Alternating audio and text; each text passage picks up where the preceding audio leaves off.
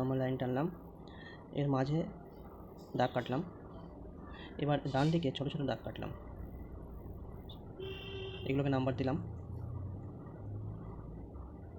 +1 +2 +3। কোনো সংখ্যা পজিটিভ হলে তার আগে প্লাস লেখার দরকার পড়ে না, তাই প্লাসগুলোকে আমি কেটে দেবো, প্লাস দেওয়ার দরকার নেই। তারপর 4 5 6, ঠিক আছে। দেখো এরপরে আরও সংখ্যা আছে, আরও লেখা যাবে, লিখলাম না, অসংখ্য সংখ্যা। তাহলে এই 1 থেকে শুরু করে যত সংখ্যা লিখলাম এগুলো সব কী হবে? স্বাভাবিক সংখ্যা। স্বাভাবিক সংখ্যা ইংলিশে বলে ন্যাচারাল নাম্বারস। এই ন্যাচারাল নাম্বারসকে যে সংখ্যা দ্বারা চিহ্নিত করা হয় সেই সংখ্যাটা যেটা দ্বারা চিহ্নিত করা হয় সেটা হচ্ছে n। তাহলে কি বললাম? 1 থেকে শুরু করে যত সংখ্যা আছে 2 3 4 5 6 7 আর যত পজিটিভ ধনাত্মক সংখ্যা আছে সব হচ্ছে স্বাভাবিক সংখ্যা, ঠিক আছে। এবার আচ্ছা, 1-এর ছোটো কি? 0। তাহলে এবার 0, এবার দেখো 0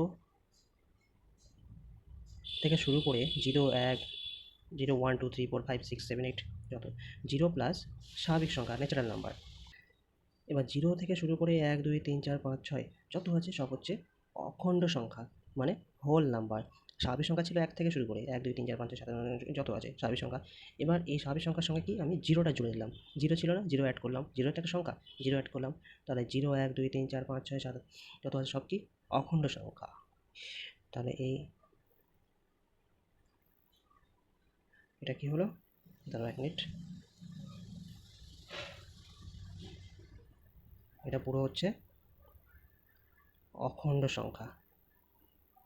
অখণ্ড সংখ্যা ইংরেজিতে বলে হোল নাম্বারস, যেটাকে আমরা ডাব্লু দিয়ে চিহ্নিত করি, ঠিক আছে। অখণ্ড সংখ্যা হলো। এবার দেখো, এবার 0-র ছোটো কি? 0-র ছোটো এবার ঋণাত্মক হয়ে যাবে, নেগেটিভ হয়ে যাবে, তাই তো। তাহলে 0-র বাঁদিকে কয়েকটা দাগ কাটছি,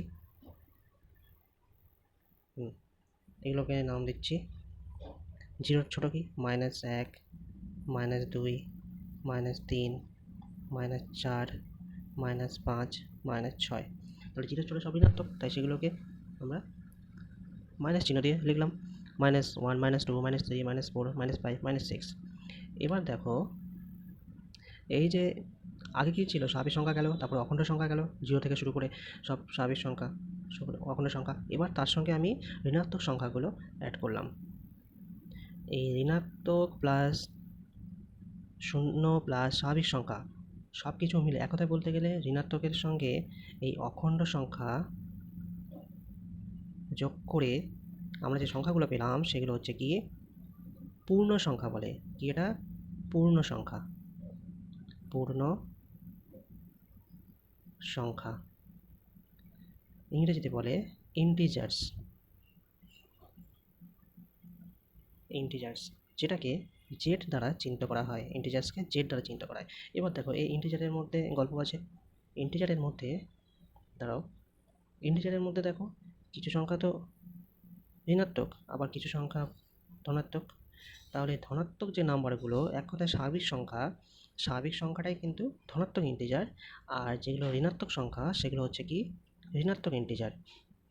মানে ঋণাত্মক পূর্ণ সংখ্যা পজিটিভ ইন্টিজার, পজিটিভ নাম্বারগুলো, আর নেগেটিভ ইন্টিজার হচ্ছে এই -1 -2 -3 -4 -5 -6 আরও যত সংখ্যা আছে ইনফিনিটি চলতে থাকবে অসংখ্য সংখ্যা, ঋণাত্মক ইন্টিজার। বোঝা গেল? তাহলে আমরা নোট করি আলাদাভাবে।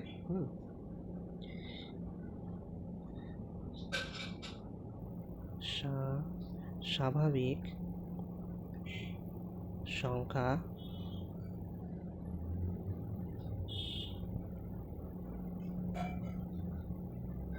ন্যাচারাল নাম্বারস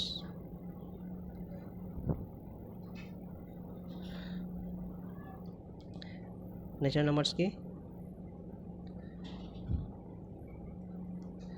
1 2 3 4 5 6 এইভাবে চলতে থাকবে। এগুলো হচ্ছে কি ন্যাচারাল নাম্বারস, ঠিক আছে।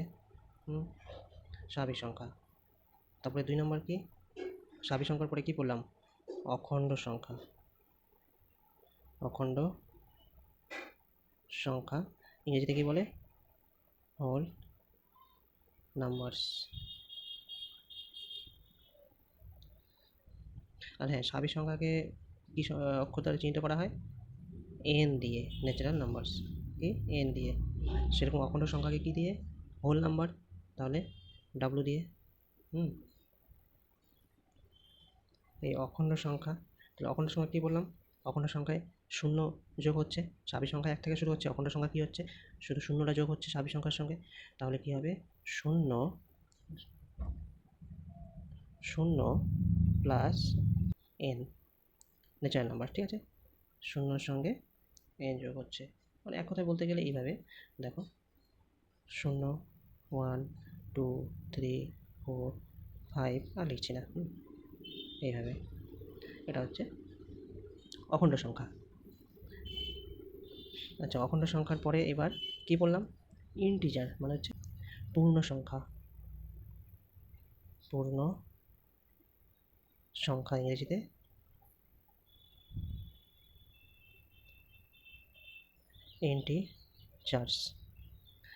ইন্টিজার্স, যেটাকে আমরা জেড দিয়ে প্রকাশ করছি, জেড ইন্টিজার। এখানে কি বললাম, সমস্ত নাম্বার, পজিটিভ নেগেটিভ জিরো সমস্ত নাম্বার, মানে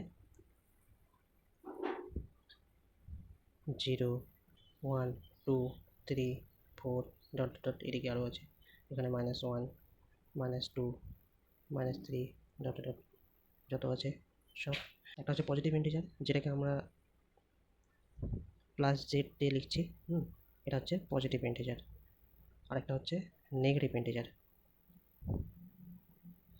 তাহলে পজিটিভ ইন্টিজার কোনটা, পজিটিভ ইন্টিজার হচ্ছে স্বাভাবিক সংখ্যাটাই, ন্যাচারাল নাম্বার 1 2 3 4 পজিটিভ ইন্টিজার। আর নেগেটিভ ইন্টিজার কি, -1 -2 -3 -4 আরও সংখ্যা আছে, নেগেটিভ ইন্টিজার। তাহলে হলো, বোঝা গেল স্বাভাবিক সংখ্যা, অখণ্ড সংখ্যা, আর হচ্ছে পূর্ণ সংখ্যা আমাদেরকে জানতে হবে। যেমন দেখো, দুটি স্বাভাবিক সংখ্যার যোগফল ও গুণফল সর্বদা স্বাভাবিক সংখ্যা হবে, ঠিক আছে। স্বাভাবিক সংখ্যা হবে। যেমন দেখো, দুটো স্বাভাবিক সংখ্যা নয়, যে কোনো দুটো স্বাভাবিক সংখ্যা কী বললাম, সমস্ত পজিটিভ সংখ্যাগুলো, যেমন 1 থেকে শুরু করে যত সংখ্যা আছে 1 2 3 4 5 6 7 8 10। তো স্বাভাবিক সংখ্যা দুটো, একটা নিলাম 3, আরেকটা নিলাম 5। আচ্ছা, প্রথমে যোগ করবো 3 5, যোগ করলে কত হবে, 8 হচ্ছে। তো 8 তো স্বাভাবিক সংখ্যা, তাই তো, 8 স্বাভাবিক সংখ্যা। এবারে গুণ করো, 3 গুণ 5 15 হচ্ছে, স্বাভাবিক সংখ্যা তো, 15 স্বাভাবিক সংখ্যা। যে কোনো স্বাভাবিক সংখ্যার যোগফল সবসময় স্বাভাবিক সংখ্যা হবে, আর যে কোনো স্বাভাবিক দুটো স্বাভাবিক সংখ্যার গুণফল সবসময় স্বাভাবিক সংখ্যাই হবে। হলো, হ্যাঁ, কিন্তু দেখো, যদি বিয়োগ করি, বিয়োগফল সর্বদা স্বাভাবিক সংখ্যা হবে না। কেমন, লিখে দিচ্ছি,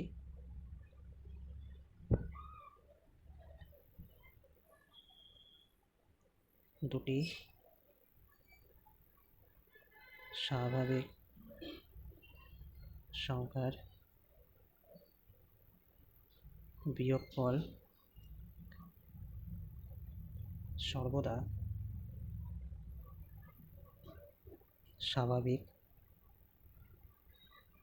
সংখ্যা হবে না। দুটো স্বাভাবিক সংখ্যা নিলাম, একটা নিলাম, আচ্ছা এই 3 5 নিচ্ছি, 5 বিয়োগ 3 কত হবে, 5 বিয়োগ 3 করলে 2 হবে। এটা তো স্বাভাবিক, তাই তো, এটা তো স্বাভাবিক হচ্ছে, এটা স্বাভাবিক হচ্ছে। কিন্তু যদি আমি উল্টোটা করি, 3 - 5 করি, তখন কি হবে? বিয়োগফল তো 2 হবে, কিন্তু সামনে একটা মাইনাস আসবে, তাই তো?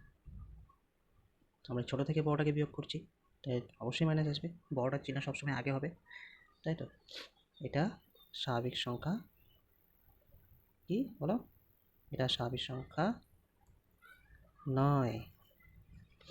তাহলে 3 মানে বড় থেকে ছোট যদি বিয়োগ করি তাহলে স্বাভাবিক সংখ্যা হবে, দুটো স্বাভাবিক সংখ্যার বিয়োগফল। কিন্তু যদি ছোট থেকে বড়টাকে বিয়োগ করি, দুটো স্বাভাবিক সংখ্যা, তাহলে সেটা বিয়োগফল স্বাভাবিক সংখ্যা হবে না। আচ্ছা, আমরা ইন্টিজারের মধ্যে কী করলাম? Positive integer, negative integer. Positive integer কী করলাম? মানে ধনাত্মক পূর্ণ সংখ্যা কী করলাম? 1 থেকে শুরু করে যত সংখ্যা আছে, আর ঋণাত্মক পূর্ণ সংখ্যা -1 থেকে শুরু করে -2 -7 যত সংখ্যা আছে, তাহলে ধনাত্মক পূর্ণ সংখ্যা যেটা, পজিটিভ ইন্টিজার যেটা, সেটা তো স্বাভাবিক সংখ্যা।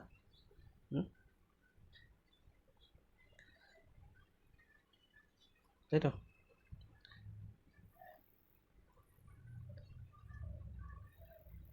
ধনাত্মক পূর্ণ সংখ্যা সেটাই তো স্বাভাবিক সংখ্যা।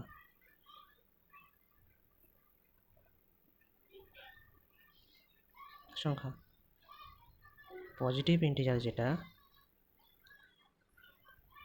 সেটাই তো স্বাভাবিক সংখ্যা, তাই না? এটা হলো।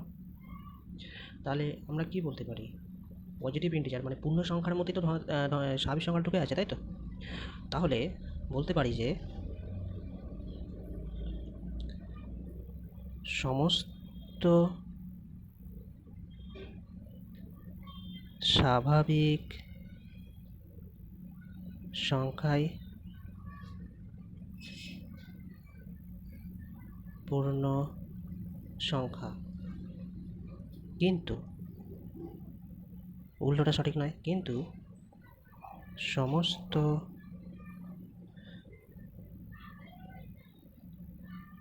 পূর্ণ সংখ্যা স্বাভাবিক সংখ্যা নয়, তাই তো? সমস্ত স্বাভাবিক সংখ্যা, যেমন স্বাভাবিক সংখ্যা 1 2 3 4 5 6 এগুলো সব পূর্ণ সংখ্যা। কিন্তু -1 -2 এগুলো তো সব ইন্টিজার পূর্ণ সংখ্যা, সেগুলো তো স্বাভাবিক সংখ্যা নয়, তাই তো? আচ্ছা, পজিটিভ ইন্টিজার নেগেটিভ ইন্টিজার হলো, কিন্তু জিরো যেটা, জিরো কিন্তু শুধু ইন্টিজার। জিরো শুধু ইন্টিজার, পজিটিভও না নেগেটিভও না। এবার দুটো পজিটিভ ইন্টিজার মানে দুটো পূর্ণ সংখ্যার, পূর্ণ সংখ্যা কী মানে নেগেটিভ হতে পারে, পজিটিভ হতে পারে, জিরো হতে পারে।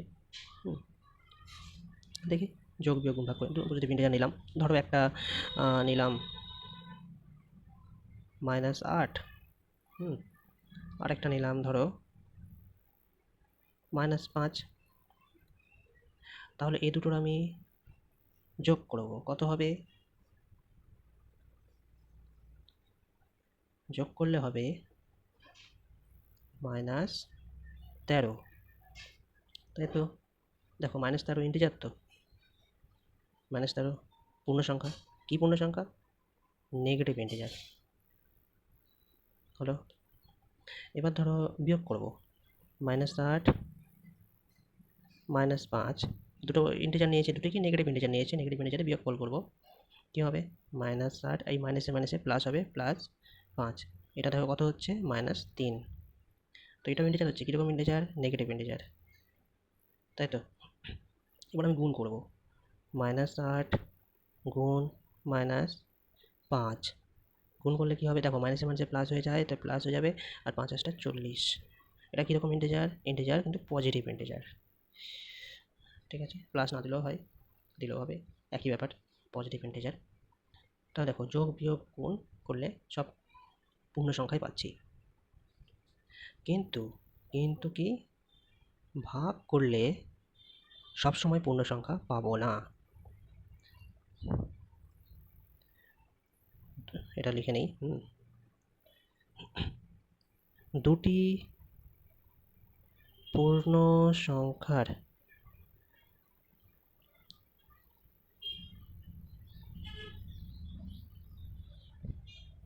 যোগ বিয়োগ ও গুণফল সর্বদা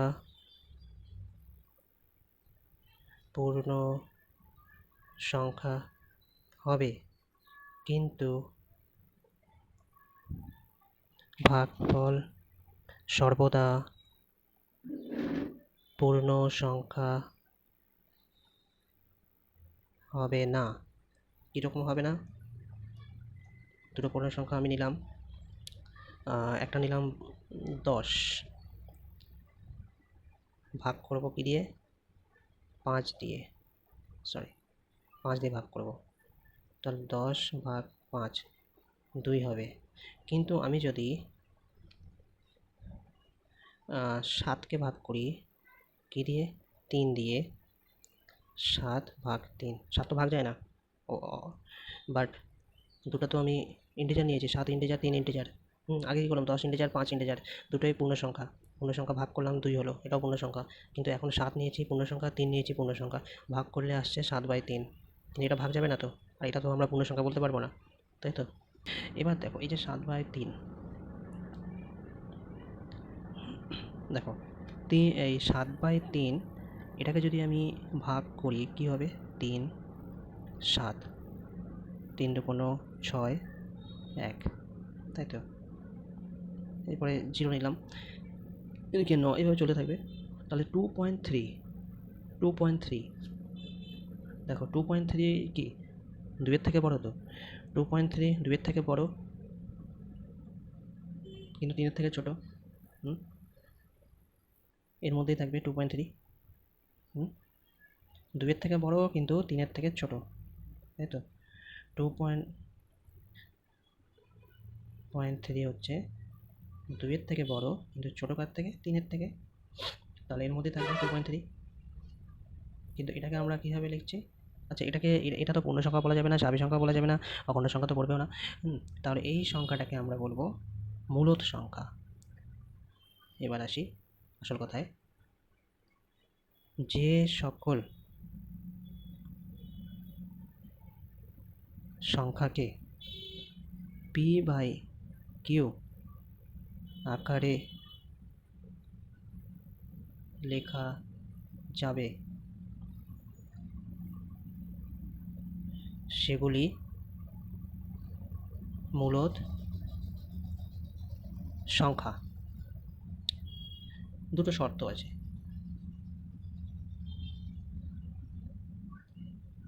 শর্ত কি? 1 নম্বর শর্ত, p আর q দুটি পূর্ণ সংখ্যা তো হতেই হবে, পূর্ণ সংখ্যা হতেই হবে। 2 নম্বর, এই যে নিচে কি আছে? নিচে লিখলাম q, এই কিউটা 0 হওয়া যাবে না। 0 হতে যে কোনো ইন্টিজার হতে পারে, ওপরটা 0 হতে পারে, p0 হতে পারে, কিন্তু q 0 হওয়া যাবে না। কারণ যদি নিচে 0 হয় তাহলে সেই সংখ্যাটা কোনো সংখ্যা হবে না সেটা। তাহলে p/q q ≠ 0 হতে হবে।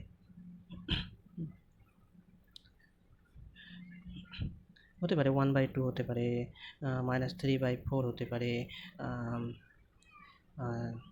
9/17 হতে পারে, যা ইচ্ছা হতে পারে, কিন্তু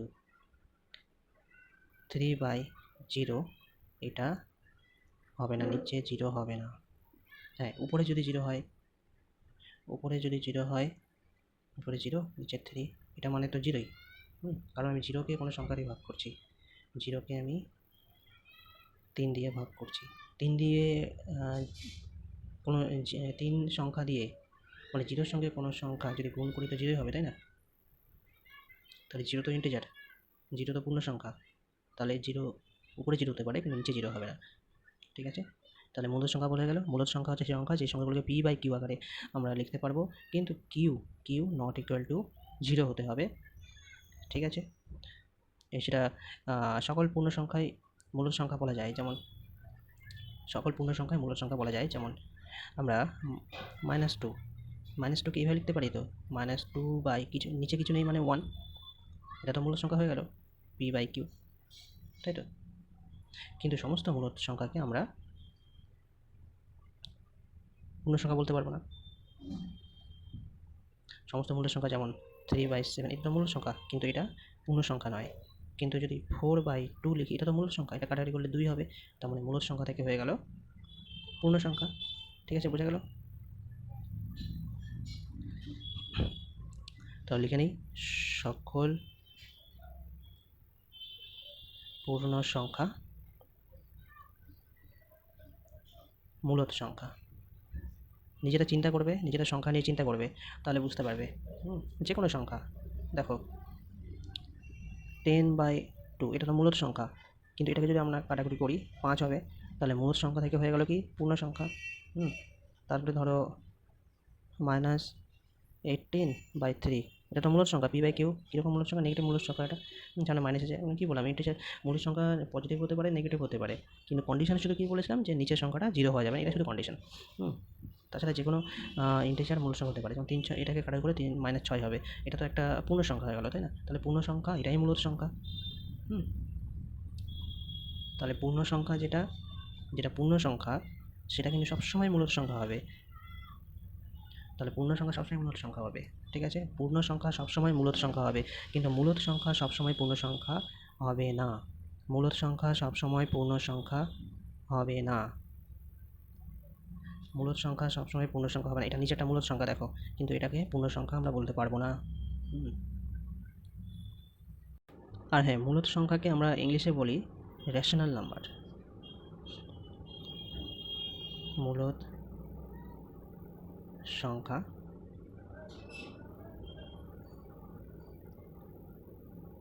রেশনাল নাম্বারস। রেশনাল নাম্বারকে আমরা কিউ দিয়ে প্রকাশ করি, কিউ এইভাবে প্রকাশ করি মূলদ সংখ্যা, ঠিক আছে? এবার কয়েকটা মূলদ সংখ্যা নেব আমরা, যেমন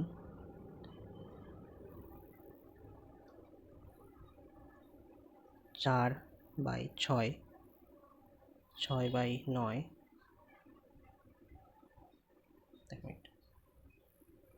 4/6, 6/9, 8/12, 10/15। আচ্ছা, এগুলো দেখো তো, এগুলো সব মূলদ সংখ্যা তো, কিন্তু এগুলো কাটা যাবে, দেখো কাটাকুটি যাবে উপরে নিচে। এখানে হবে 2/3, এটা যদি 3 দিয়ে কাটি উপরে হবে 3 × 6, নিচে 3 থেকে 9। এটা যদি 4 দিয়ে কাটি উপরে হবে 2, নিচে হবে 3। এটা যদি 5 দিয়ে কাটি উপরে হবে 2, নিচে 3। একটা জিনিস খেয়াল করো তো, সবগুলোই কাটাকুটি করে 2/3 আসছে তো, 2/3 আসছে তো। যতক্ষণ না কাটাকুটি করেছিলাম দেখতে আলাদা রকম লাগছিল, কিন্তু সংখ্যাগুলো কাটাকুটি করে সব একই রকম লাগছে তো, 2/3, 2/3, 2/3, 2/3। তো এই ধরনের সংখ্যাগুলোকে 4/6, 6/9, 8/12, 10/15, এই সংখ্যাগুলো কি কার সমান? 2/3 এর সমান, এর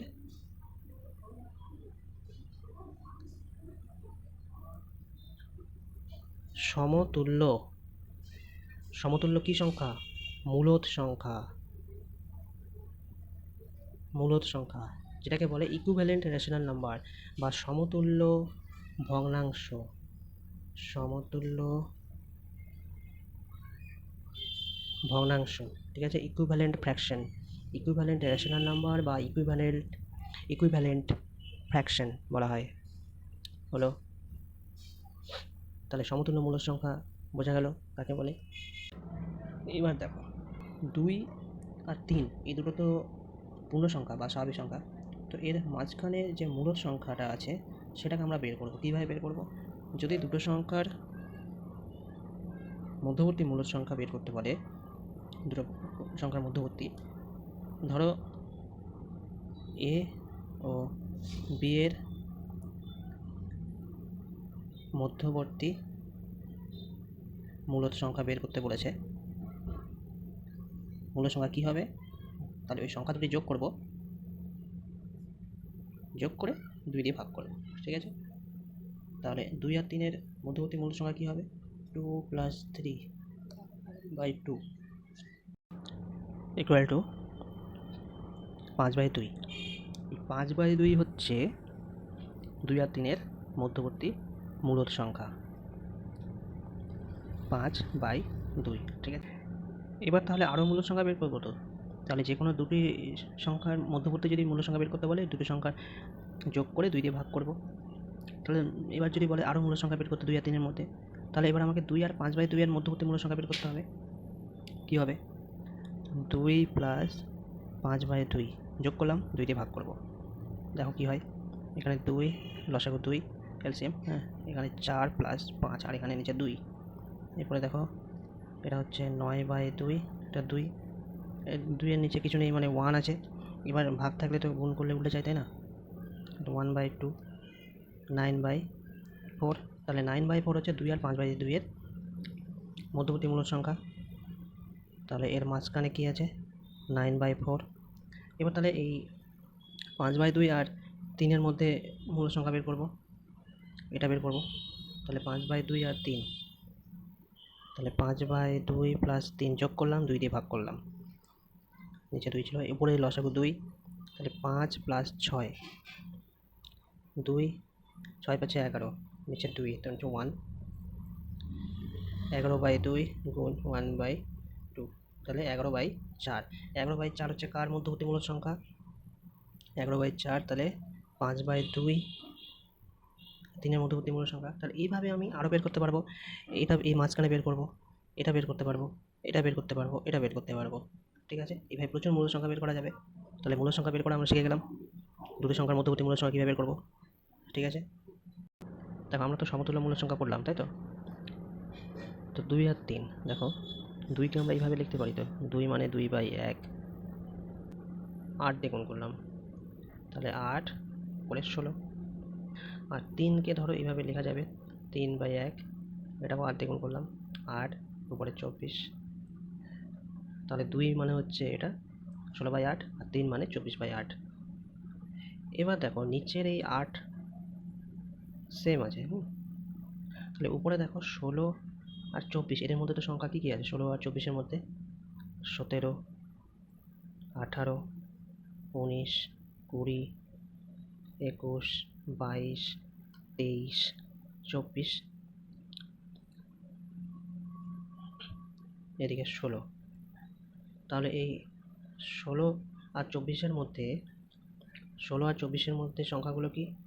ইন্টিজার সংখ্যাগুলো, পূর্ণ সংখ্যাগুলো কি? 17, 18, 19, 20, 21, 22, 23, 24। তাহলে যদি বলে আচ্ছা 16, এটা মানে তো আমরা 2 পেলাম, 16/8 মানে তো 2, আর 24/8 মানে তো 3, তাই তো?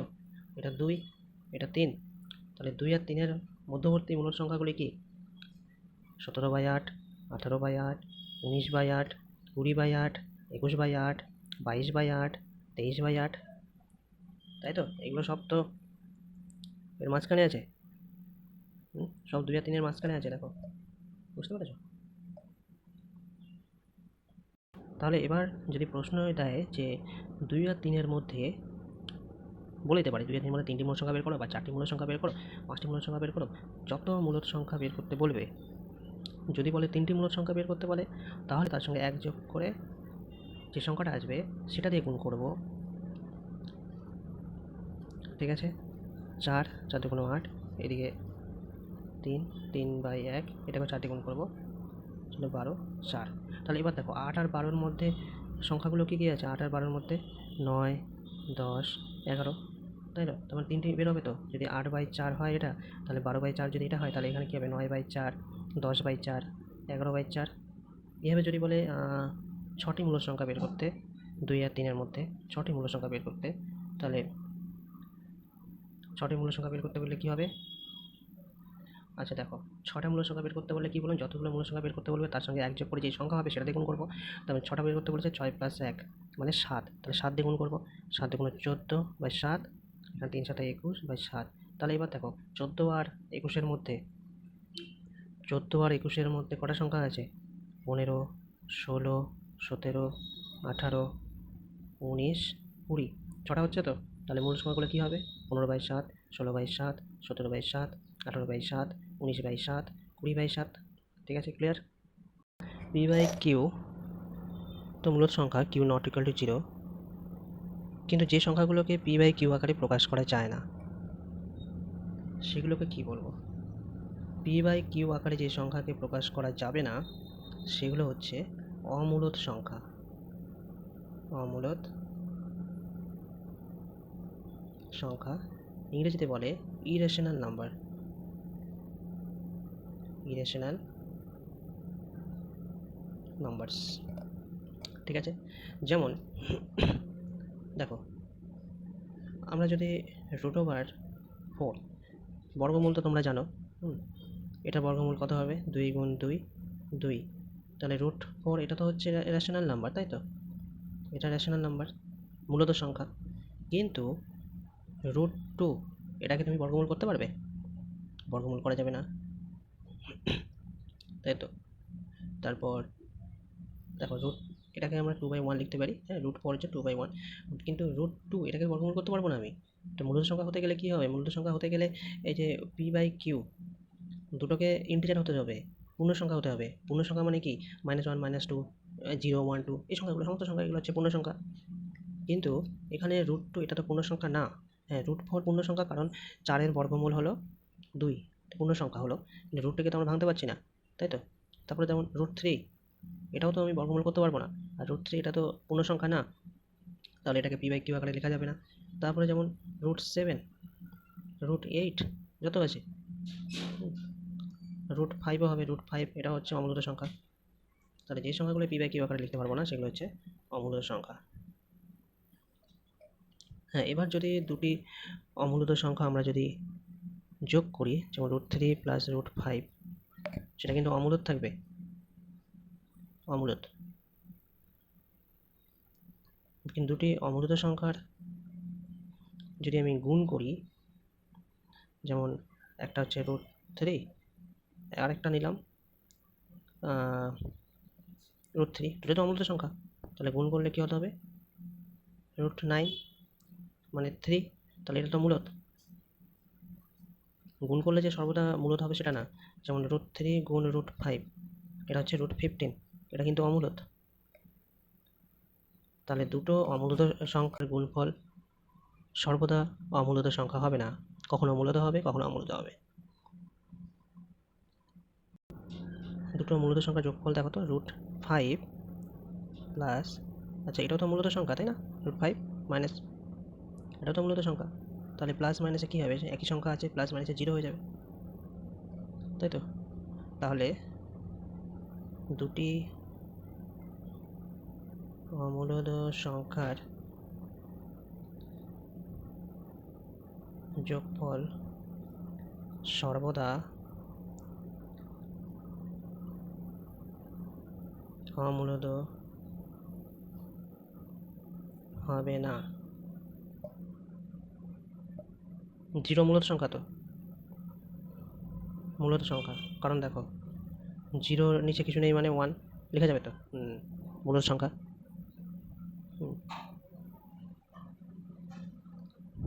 আবার এই দুটো মূলত সংখ্যা যদি আমি বিয়োগ করি তখন আবার সেটা অমূলত হয়ে যাবে। তাহলে যোগফল বা বিয়োগফল সবসময় অমূলত হবে না, দুটি অমূলত সংখ্যার যোগফল বা বিয়োগফল সবসময় অমূলত হবে না। আবার দুটি অমূলত সংখ্যার গুণফলও সবসময় অমূলত হবে না, একইভাবে ভাগফলও অমূলত হবে না সবসময়, ঠিক আছে? ধরো এই পরে এক্সারসাইজ আসবে, অঙ্ক করবো, তখন আরও বুঝবো আমরা।